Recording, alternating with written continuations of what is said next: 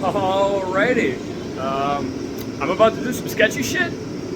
So I put a GPI Track Attack cam in my car this winter. We did mill the heads about 40 thou. I am running a 28 thou gasket, so I believe that's roughly another 28 thou thinner than stock. So big cam, high compression, piston and valve clearance with stock pistons, non-existent. So what I'm gonna do is drill into my pistons. What? There's this thing called a fly cutting tool. I'll go over that in a little bit. Otherwise, yeah, watch me hopefully not destroy my bottom end. All right, so I don't know if you guys can see me, but attached to my drill is a fly cutter. I'll go over that when I get this off, but anyways, it's basically a carbon bite, or a carbon cutter that takes place in the valve.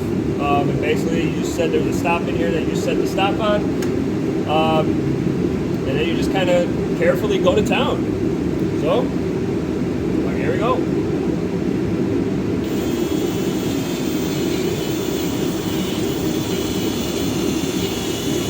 Gonna slowly take our time doing this. Keep an eye on that stop.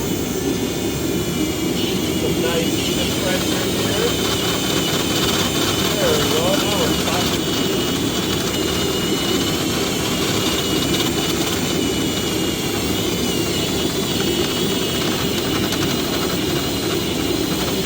Downward pressure here.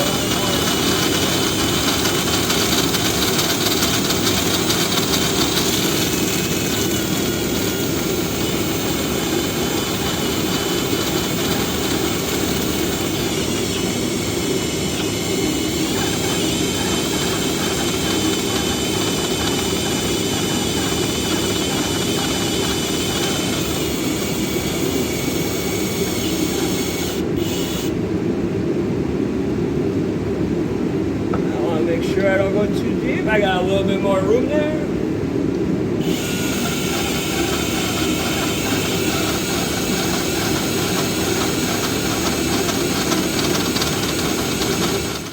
Alright, so I just unbolted the head.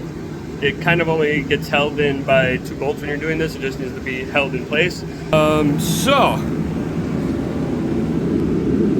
kind of see the cutter there. It's got this little lock on it, right? That's how much. I had it set at about 120 thou, which per the math, that's what I needed. So let's take this head off and see what it looks like. Whew. Look at that.